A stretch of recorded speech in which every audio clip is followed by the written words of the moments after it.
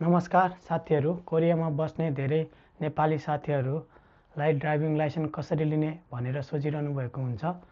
आजको भिडियोमा म तपाईहरूलाई कोरियामा ड्राइभिङ लाइसेन्स कसरी बनाउने, थ्योरी एक्जाम कसरी पास गर्ने र हुन्जन म्योन प्लस एप प्रयोग गरेर क्वेसन प्र्याक्टिस कसरी गर्ने भन्ने कुरामा स्टेप बाई स्टेप देखाउने छु।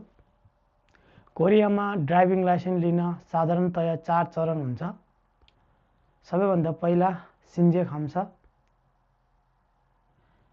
हेल्थ चेक गर्नुपर्छ, फिल्गिसियम थ्योरी एक्जाम, ट्राफिक रुल सम्बन्धी क्वेसन आउने एक्जाम हुन्छ, खिनुङसियम बेसिक ड्राइभिङ स्किल टेस्ट हुन्छ,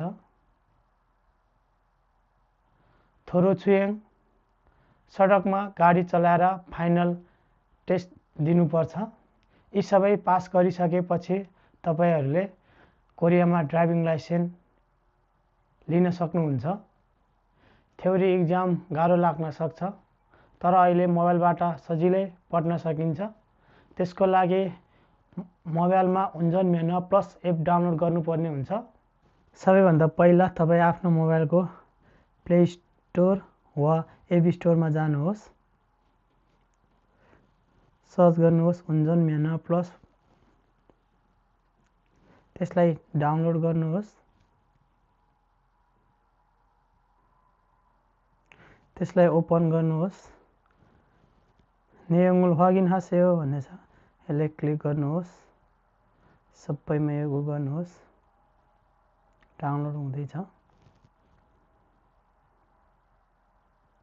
लगिन गर्नुहोस्, नाजुङे गर्नुहोस्, थत्की गर्नुहोस्।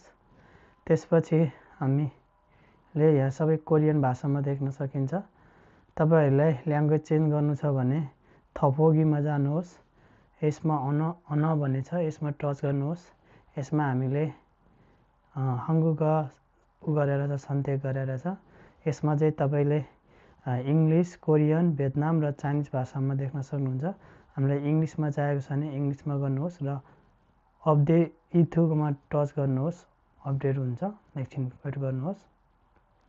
भन्दै त अपडेट भइसक्यो, यहाँ इङ्ग्लिस देख्न सक्नुहुन्छ। र त्यसपछि हामीले यसमा होममा थिच्नुहोस्। यसमा सिल्जेसियम छरम फुराफोजा भन्ने छ। यहाँ युयङ फ्याल्लो नानुजी मुन्जेरो हक्सुफाजा भन्ने पनि छ। यहाँ तपाईँले 200 वटा कुफाल्ते हिबियक मुन्जे भन्ने 200 वटा देख्न सकिन्छ। तपाईँले फोक्सुप गर्न सकिन्छ, फोक्सुभागी छ। र यति गरिसक्नु भएपछि तपाईँले अब ड्राइभिङ खिनुङसियमको लागि चाहिँ अब हक्वानमा नगइकन सिक्न सक्नुहुन्छ। एउटा गेम छ, भिडियो गेम, त्यो पनि डाउनलोड गर्न सक्नुहुन्छ।